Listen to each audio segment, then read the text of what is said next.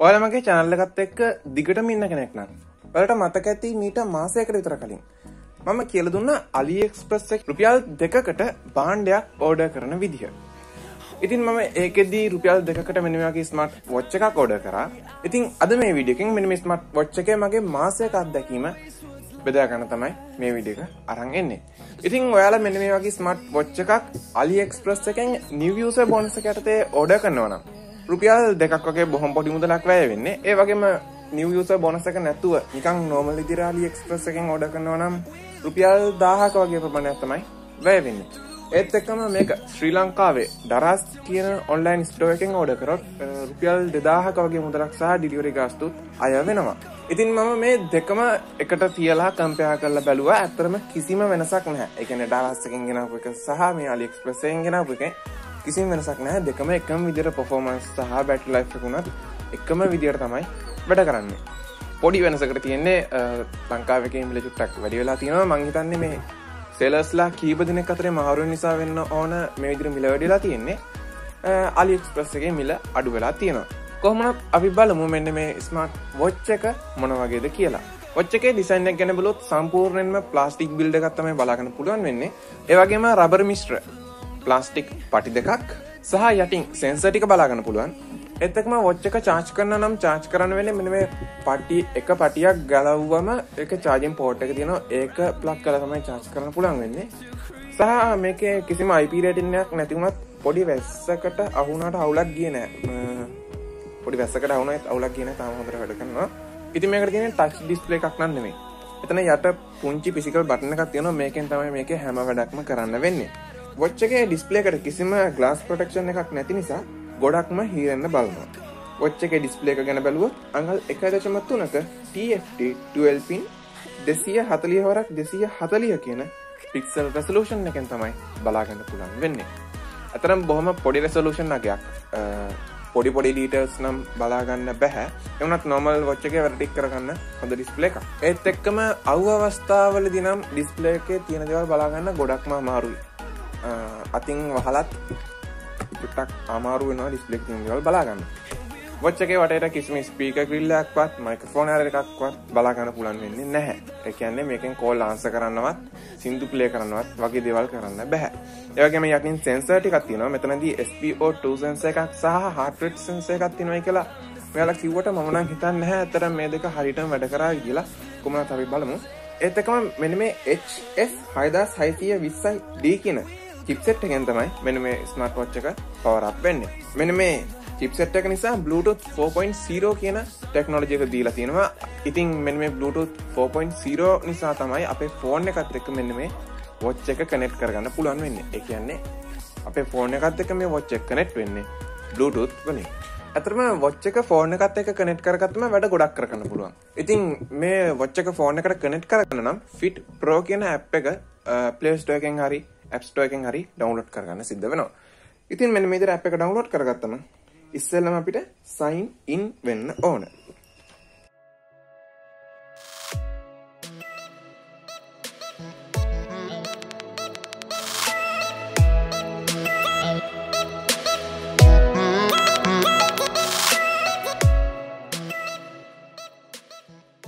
ඊට පස්සේ යටින්ම මෙන්න මේ තියෙන set කියන icon එකට touch කරාම මෙන්න මේ විදිහට window එකක් බලා ගන්න පුළුවන්. ඉතින් මේ window එකේ මෙන්න මෙතන මේ තියෙන ඊතලය touch කරොත් location on කරන්නද කියලා අහනවා. ඉතින් location on කරලා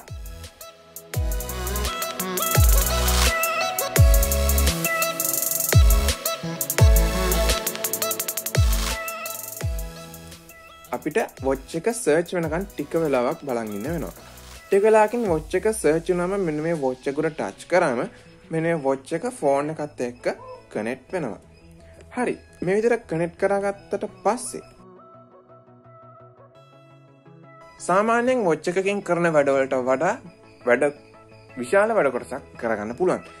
මේ අතරට විශේෂ වෙනවා අපිට කැමති watch faces එකක් දාගන්න පුළුවන්. watch faces ගොඩක් දීලා තිනවා. ඊට අමතරව අපිට පුළුවන් වෙනවා අපි කැමති ෆොටෝ එකක් ගහලා මේ watch face එකට දාගන්න. මේක ගොඩක් ස්මාර්ට් watch වල මම දැකපු නැති feature එකක්. ඉතින් අපිට ඒකත් මේකදී බලා ගන්න පුළුවන්.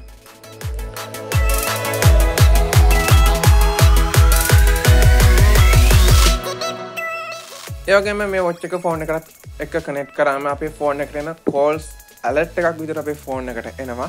ඒ වගේම phone එකට එන messages, notifications මෙන්න මේ වගේ ගොඩක් දේවල් කරගන්න පුළුවන්. ඒ අතරට අපේ phone එක නැති වුණොත් ඒක තියෙන තැන හොයාගන්න සහ අපේ phone එකේ camera එක control කරන්න වගේ දේවලුත් එකතු වෙලා තියෙනවා.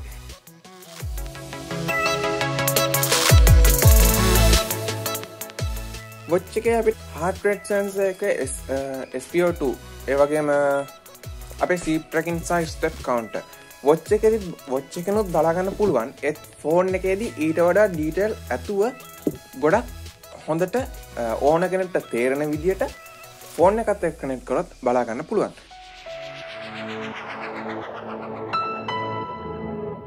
ඉතින් watch එකේ යටින් තියෙන මෙන්න මේ button එක එකපාරක් touch කරාම watch එක wake up වෙනවා. ඊට පස්සේ ආපහු ප්‍රවාරක් මේක touch කරොත් watch එකේ menu අතර එහාට මෙහාට යන්න පුළුවන්.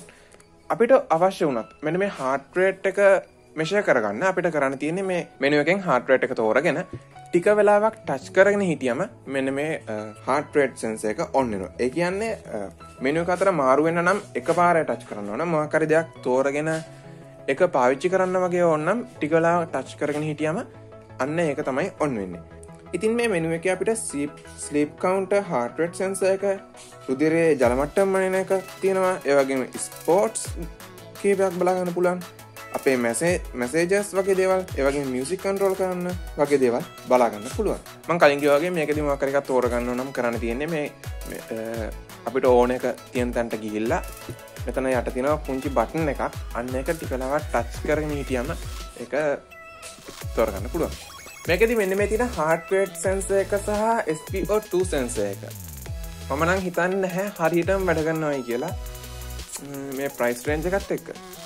ඒත් රුපියල් 6000 7000 වගේ තියෙන අර MI band 5 එක මම මීට කලින් review එකක් කරලා තියෙනවා. අන්න ඒකත් එක්ක සංසන්දනය කරලා බලද්දි average එකක් වශයෙන් පිළිගන්න පුළුවන්. ඒ කියන්නේ ඊප පාරක් ටෙස්ට් කරලා බැලුවොත් දෙකේදීම ඒකෙන් එන average එක තියෙන්නේ. අනේ average එකෙන් අපිට යම් කිසි අදහසක් ගන්න පුළුවන්. හරියටම හරි නැහැ.